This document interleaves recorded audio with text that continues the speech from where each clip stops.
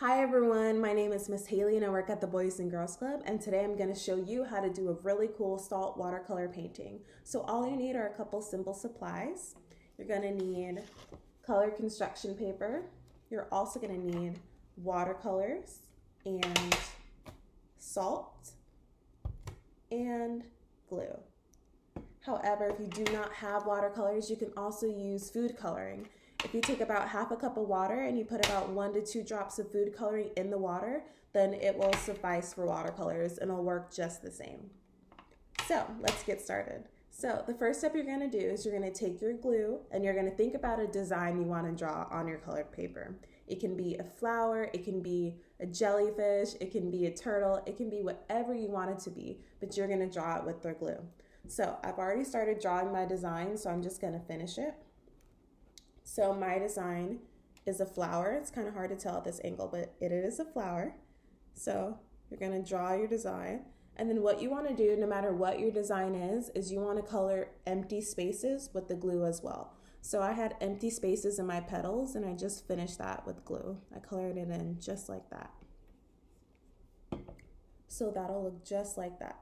So once you've drawn your design with your glue and you've colored in the empty spaces, you're going to take your salt and you're going to sprinkle it all over your design. You're going to cover the entire thing in salt. So it'll look like this.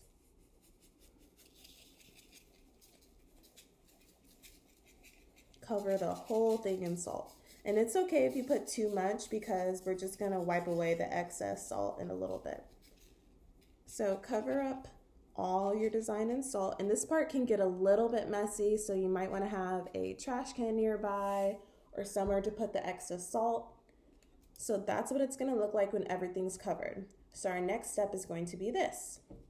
We are going to wipe all the salt away, just like that.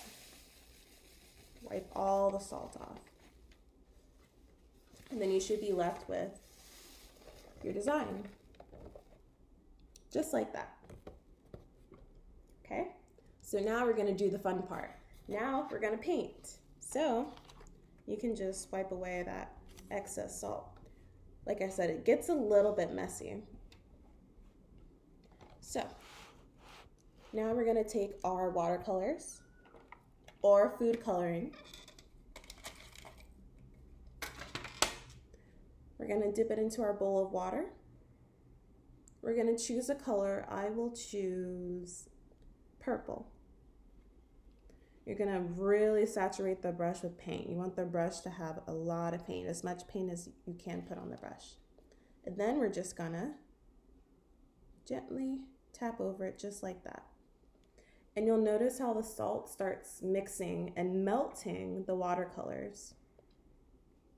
It makes a really cool effect. It kind of gives it some texture to it. And you can add what other colors you want, any color of your choosing.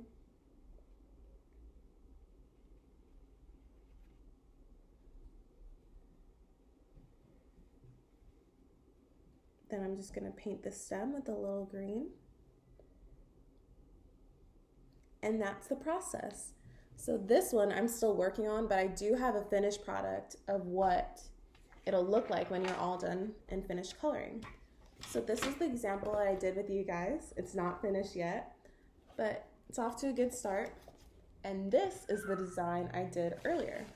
So this design I did as a jellyfish, and that's what it looks like when you're all finished. And all the colors have kind of mixed together. It looks really cool, kind of tie-dye sort of color mixing, and that's it. All right, guys, thanks for watching. Have a nice day. Stay safe and be healthy. Bye.